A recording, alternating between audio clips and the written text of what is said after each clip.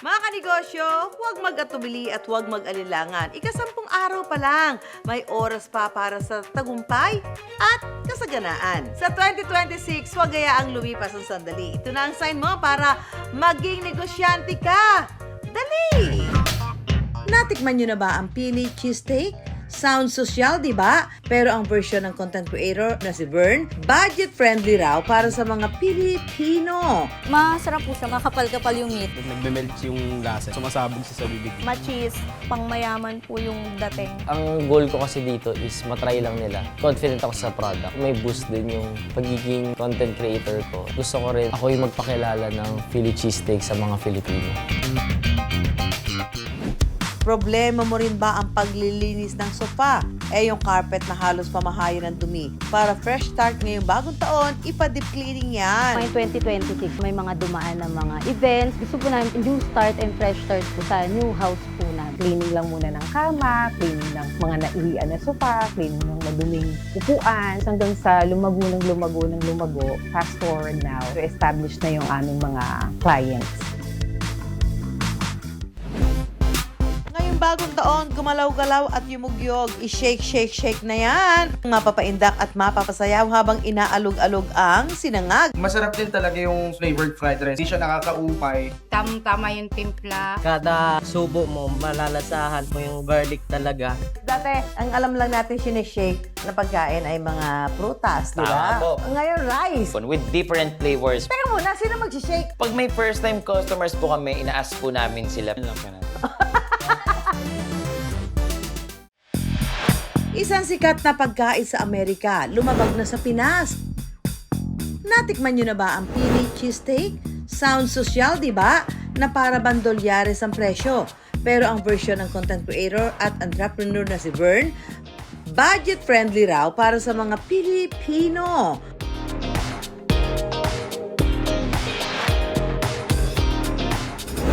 Dati tinatambayan lang ng mga sasakyan ng garahe, pero ngayon, tinatambayan na ng mga gustong mag-food trip ng masasarap at kakaiba. Sa bagong bukas na negosyo ng millennial influencer at content creator na si Vern, hindi na siya lumayo ng pwesto. Ang bakanting garahe sa kanilang bahay, transform niyang instant restaurant. Ang naipong 200,000 pesos mula sa pagiging content creator, ginamit niya para sa renovation ng garahe at ipinambili ng mga gamit para sa negosyo.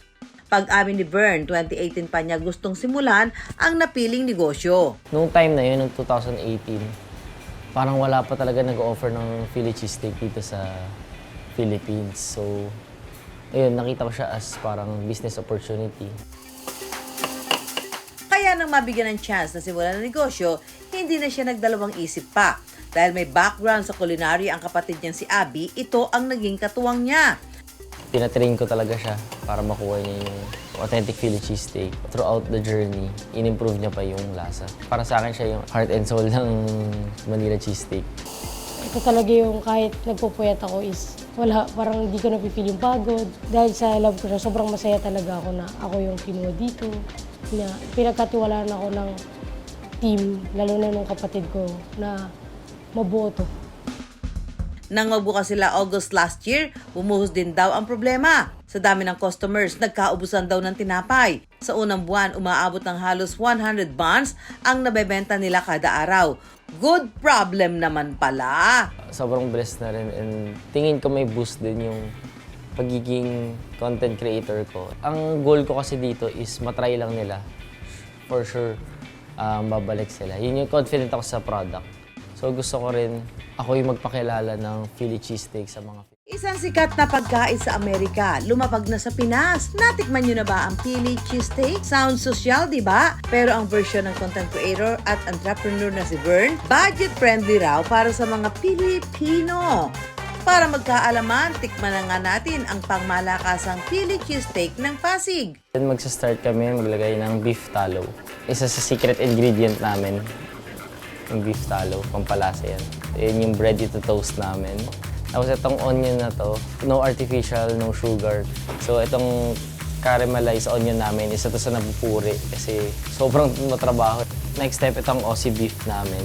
Sa price na $295 for me, hindi na ako nakakita ng beef or steak na $295 lang sa ganyang karaming ingredients. Yun sa production din pala sa beef, hindi lang siya basta-basta kasi based on sa research nga namin and sa training ni Abby is sa Philly cheesesteak may tamang sukat talaga siya. So sa Philly cheesesteak is yung whiz sauce. Hindi lang siya basta yung binibili namin sa labas tapos ilalagay lang. Maraming halo yung whiz sauce na yan. So ito na yung authentic Philly cheesesteak ng Manila cheesesteak.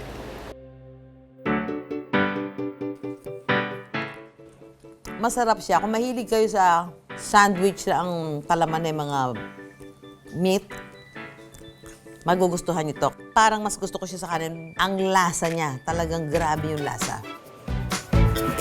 Masarap po siya, ma-creamy siya. Makapal-kapal yung meat niya. Nagme-melt yung lasa niya. Baga parang sumasabog sa bibig. Masarap po siya. Meron po siyang tapa, tapos para po siyang yung inuulam po pag nagtatap silog. Ganon. Tapos maano po siya, ma-cheese. Parang pangmayaman po yung dating. May lasang parang yung steak, medium rare. Ngayon, nakapagbebenta na sila ng hanggang 1,700 pieces of bread sa isang buwan. Umuulan naman pala ng tinapay sa Pasig. Mabibili ng 295 pesos ang Philly cheesesteak, 315 pesos naman ang steak sandwich, habang ang Manila Heat ay 335 pesos. Pero dahil Pinoy tayo, syempre hindi pwedeng walang kanin. Presenting ang cheesesteak rice. Ito gusto ko. Yung rice version. Solid yung beef. Talaga namang bakang-baka. Mahirap pumili dahil pareho siyang masarap. Pero yung mas gusto ko ang may rice. Sarap! 5 buwan pa lang ang negosyo pero kung saan-saan na nakarating. Nakasama na ito sa mga food bazaar sa ilang universidad at high-end hotels. Ngayong 2026, marami pang plano si Bern para sa negosyo. Doon sa events, mas malakas siya. Pinaka-plan ko is paramihin events. Ang pinaka-goal ko pa lang is pag may event is bukas to and bukas din sa event. Pero ang pinaka-goal ko rin talaga is next year is magkaroon na ng branch sa labas. Ang puhunang 200,000 pesos bawing-bawi na raw. Kada buwan kumikita na sila ng malinis na 6 digits. Ang sikreto ni Bern, nasa palaman ng tinapay at nasa laman ng puso. Naks! May anak na kasi ako eh. Siya yung pinaka-reason talaga. Since 4 years old na yung anak ko and magsa-school na din, sabi ko, kailangan ko pa ng isang source of income talaga na parang makakatulong sa family ko in the future. Ang hidden gem na nagkukubli lang sa garahe. Nangangapit bahay na at unti-unti nang nakikilala. Mag-start lang talaga kayo and huwag kayo matakot mag-fail, huwag matakot magpatulong. And meron mas magaling sa'yo, maraming tao mas magaling sa'yo, kailangan may humility ka, kailangan mo makinig. And laging magpipray lang, laging magtiwala kay God. At the end of the day, may mapupuntahan yan. Sa pangangarap, sky's the limit. Pati sa pag-iisip ng business idea, kahit ilang milya pa ang layo ng inspirasyong produkto. Kung atid naman ito ay kakaibang karanasan sa mga susubok, siguradong sulit ang pagpapakilala ng bago. Problema mo rin ba ang paglilinis ng sofa? Yung carpet na halos pamahayan ng dumi. Para fresh start ngayong bagong taon, ipa-deep cleaning yan.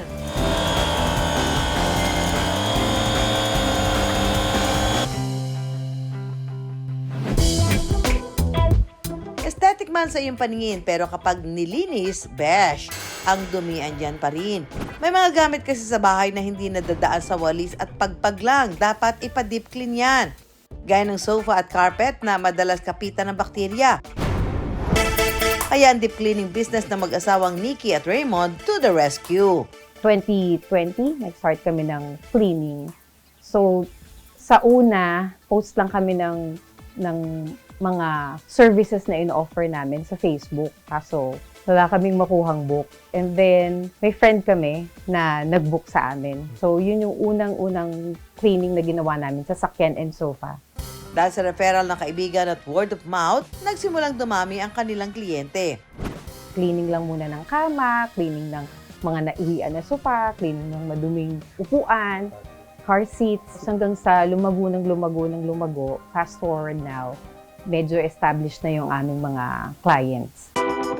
Ang ideya ng cleaning service business nakuha raw nila noong misang nagpalinis sila ng sasakyan. Nag-ask kami ng detailing service. Medyo mahal, hindi namin afford. So sabi namin, why don't we put up something na affordable? Pwedeng per seat, pwedeng yung dalawa lang sa likod, hindi mo lahat ipalinis, okay lang. Try nga natin na mag-put up ng custom service dun sa gagawin nating cleaning. Kaya hindi na nagpatumpik-tumpik at sa halagang 50,000, sinimulan nila ang negosyo. Kabilang sa mga sagot nilang linisin, kutsyon ng kama, sofa, office chair, car seats at carpet. Ang nagsisilbi nilang headquarter ang garahe ng kanilang bahay. Mula sa simpleng vacuum at steamer, upgraded na ang kanilang gamit. May air blower, steam cleaner, dual carpet brush, vacuum cleaner at pressure washer. Ang kanilang shampoo at fabric conditioner, pwede rin i-customize depende sa scent na gusto ng customer. Malalaman natin na kailangan na natin magpalinis kapag yung carpet natin, yung sofa natin, nangangamoy na siya. Akala nyo madali lang maglinis ng carpet? Big no-no! Dumadaan ito sa mabusising proseso. Sinashampoo muna ang carpet para matanggal ang dumi at nakadikit naman siya. Susunod ang pagbabrush at pag-squeegee para matanggal naman ang sabon at naipong dumi. Pagkatapos, babanlawan ito ng 3 hanggang 5 beses hanggang tuluyang mawala ang bula.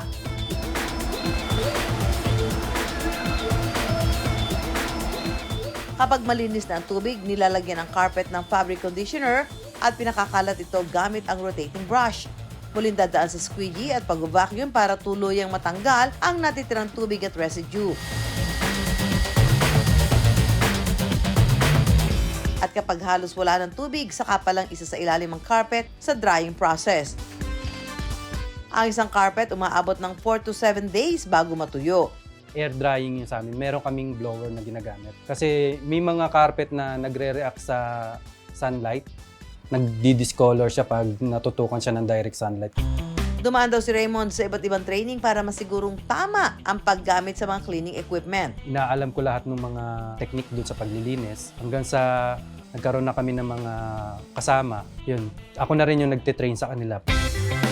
Kapag sofa at kutsyon ng kama naman, nag-home service sila. Isa sa kanilang regular customers si Sophia.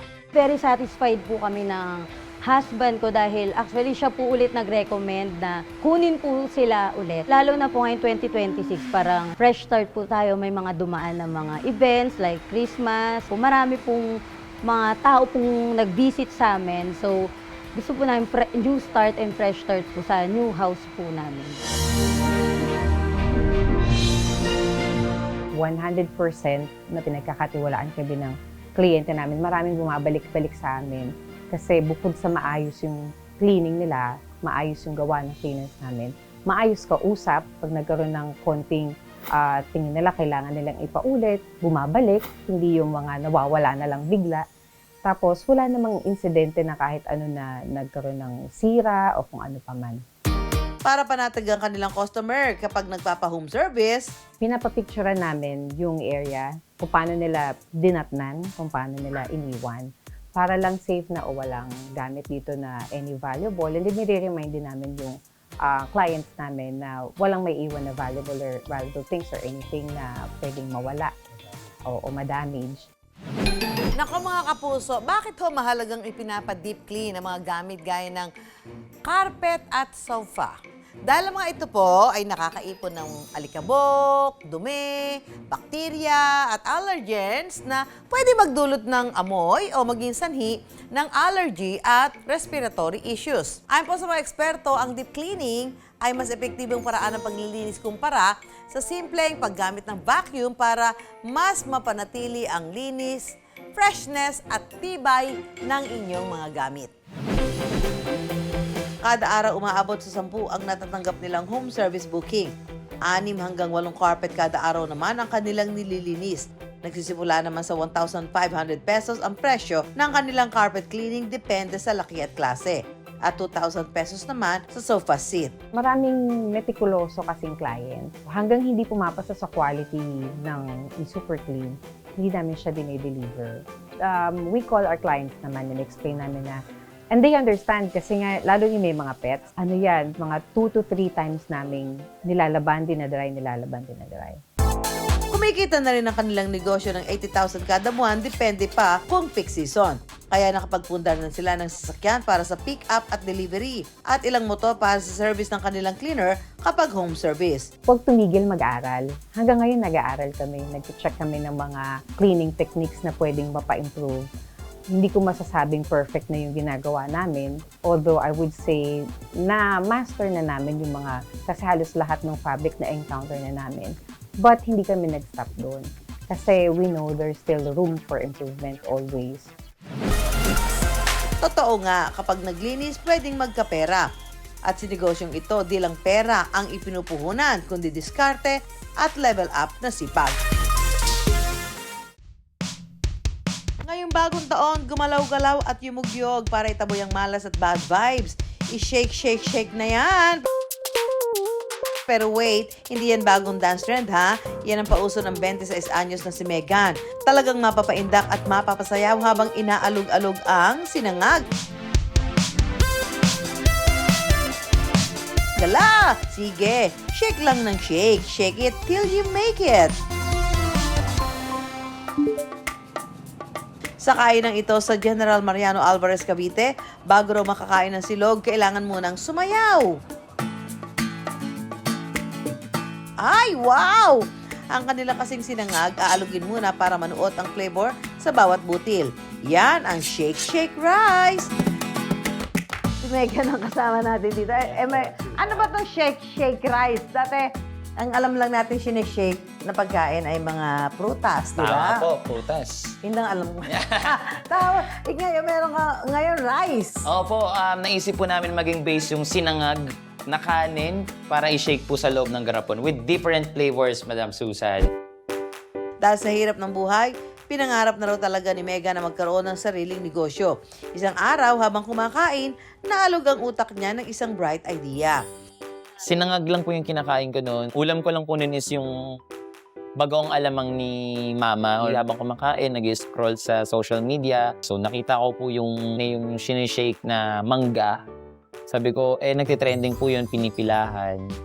Tapos sabi ko, perfect to, wala pa nun dito sa amin. Kaso bigla ko pong naisip na parang hindi naman araw-arawin ng tao yung mangga. Sakto nga po kumakain ako ng sinangag.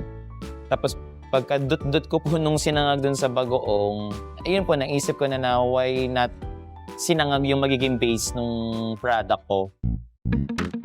Mula sa personal recipe ng nanay ni Mega na bagoong alamang, nabuo ang unang flavor ng kanyang Shake Shake Rice.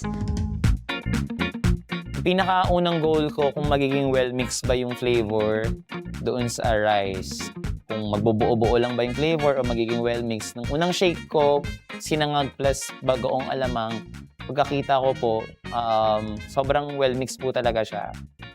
Pagkatikim ko, ganun pa din naman po yung lasa. Pero yung idea, yun po yung nag-ano po talaga sa akin, nag-audio kung bakit shake silog po yung magiging business ko. Bukod sa bagoong alamang o bonggalamang, nadagdagan pa ang flavors ng kanyang Shake Shake Rice.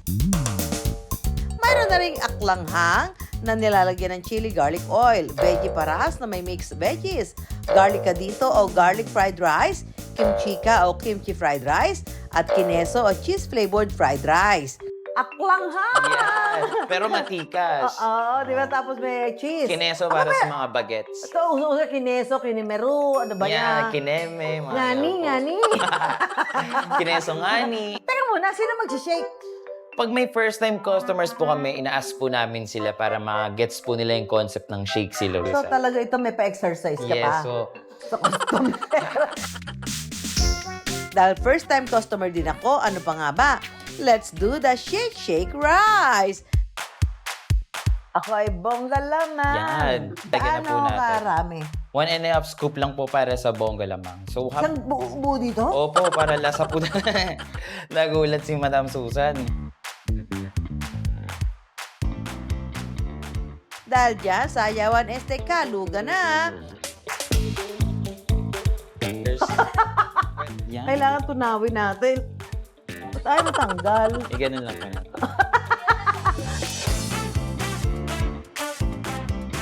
Ha! Check natin yung ano. Oh, ito may kasama exercise. Tarang! Madam. Yan, pwedeng isang ganunan lang. Sinasandok ba? Opo. Pwede naman isali. Pwede naman po. Mhm. Yan. So, pagka nagawa mo ng ganito nga, gusto mo nga may ulam. Opo. Pwedeng mamili ng ulam. May boneless bangus, adobo flakes, sisig, bologna strips, chicharong bulaklak, at pork Shanghai. At syempre, hindi yan magiging silog kung walang itlog. Mabibili ang isang meal mula 85 hanggang 125 pesos depende sa ulam. Ang Shinyay kong bongga lamang, papartneran natin ng boneless bangus, ang bestseller combo raw nila. Parang terno talaga siya. Sarap nga. Masarap yung timpla mo ng bangus, ha? Akala ko maalat kanina kasi 1.5 yung nilagay na ano. Pero tama lang yung timpla niya. Masarap ang bagoong ni nanay. Pinagod mo ako. 23 anyos lang noon si Megan nang maisipang magnegosyo. Hindi raw kasi sapat ang kinikita sa pagiging events host para matustusan ang pangangailangan ng pamilya, lalo pat siya ang tumatayong breadwinner. Pagkakita ko po sa wallet ko, meron lang akong 5,000 pesos. And as I compute, parang aabot lang po siya ng pang-ano lang siya, raw product. Naisip ko po, instead na mangutang, naglakas loob na lang po ako sa mga clients ko na mag-advance payment po sila or mag-fully paid kung kaya. Mula sa advance payment ng kanyang mga kliyente, nakalikom siya ng 15,000 pesos na karagdagan sa kanyang puhunan. Para mas makatipid, hindi muna siya nagrenta ng pwesto. Naglagay lang siya ng mga mesa sa terrace ng inuupahang bahay. Naging maganda raw ang takbo ng negosyo. Tinangkilik ng tao ang naisip na produkto hanggang sa nakakuha siya ng maupahang pwesto. Pero hindi pala pangmatagalan ng ginawa. Nagsunod-sunod naman ang mga pangyayaring yumanig sa buhay ni Megan. Magkasunod na namatay ang kanyang mga lola at na-stroke naman ang kanyang tatay.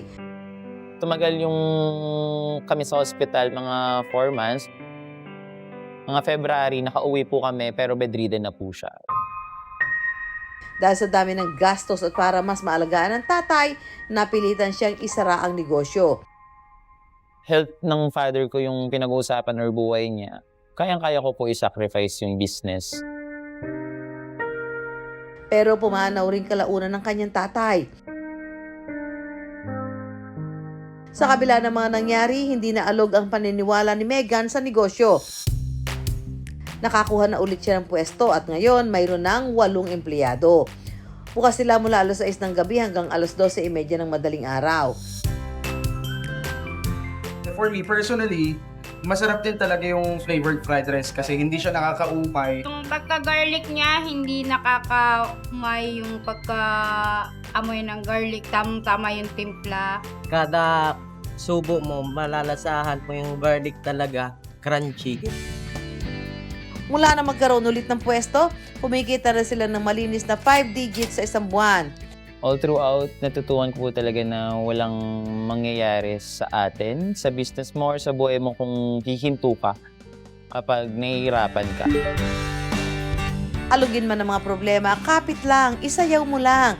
Dahil pa sa saan ba't lilipas din yan. Katulad ni Megan, nagsara man noon ang negosyo pero muling inilaban at ngayon, wag na.